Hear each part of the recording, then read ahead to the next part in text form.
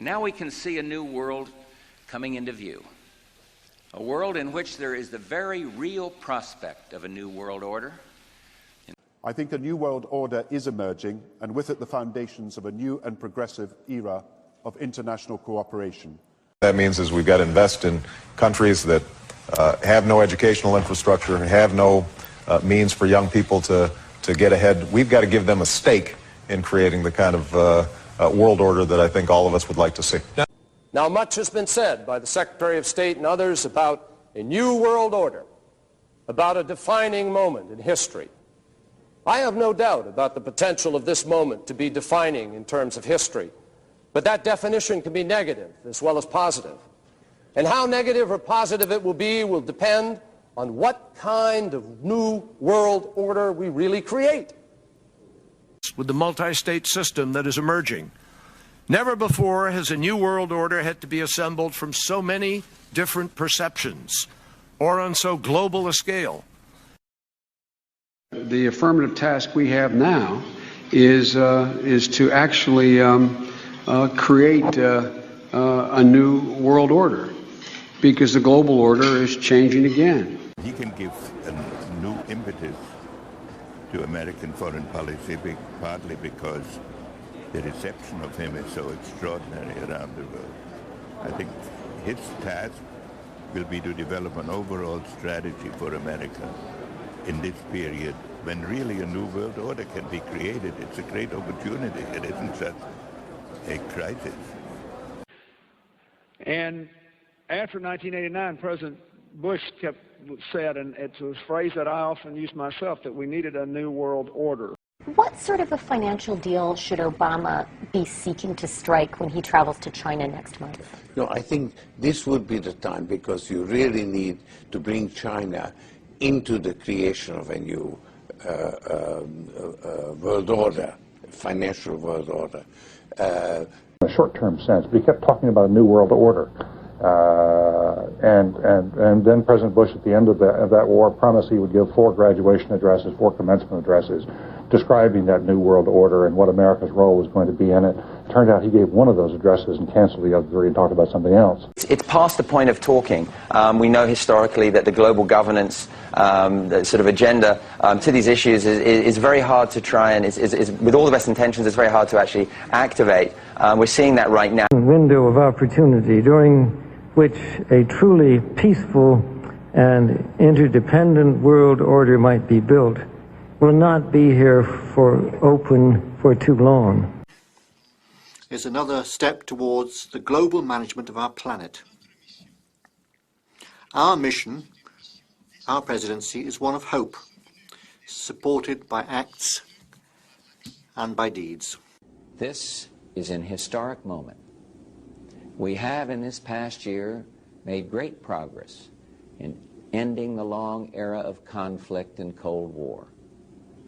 We have before us the opportunity to forge for ourselves and for future generations a new world order, a world where the rule of law, not the law of the jungle, governs the conduct of nations.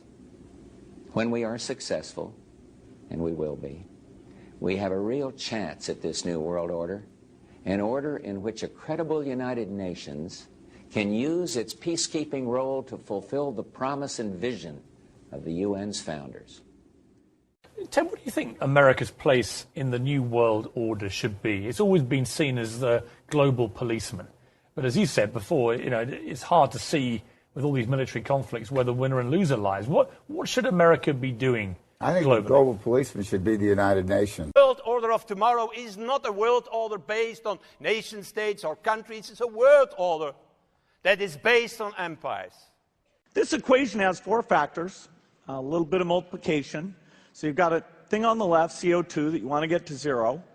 And that's going to be based on the number of people, the services each person's using on average, the energy on average for each service, and the CO2 being put out per unit of energy.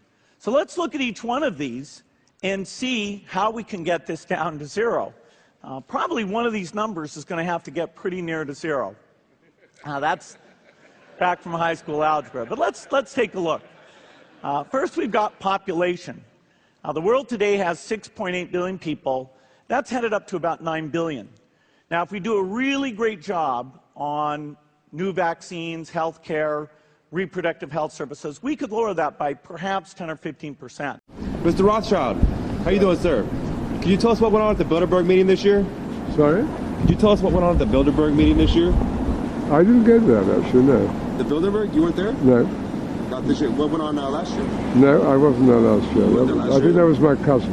Your cousin was there? Yeah, I think so. All Okay. right. Good night. Do you have a couple minutes for us, Mr. Rothschild? We have a few additional questions.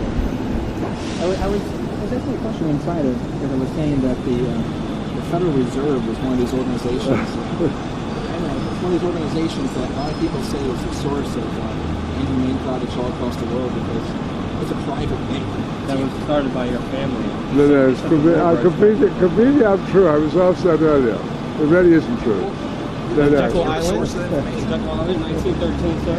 I mean, but sir, just one thing, we could go on about how, your family committed all these acts against society, but we just want to let you know the New World Order has no legitimacy. And that we as a people are not afraid, and we are waking up to the robber barons and the big banksters who are looting this economy with the Federal Reserve. Well, Questions, if I may, for the camera. No. None at all? No. I just wondered what you thought about the current austerity plan that we're going through in this country. I don't think that my views are terribly. You don't think so? But you're a Rothschild. Don't you have knowledge of such things, such as finances? Next time. New World Order, Mr. Rothschild? Right? New World Order? Depopulation? Oh, listen, who are you... Genocide? Who are you televising for? Well, we're independent Yeah. filmmakers.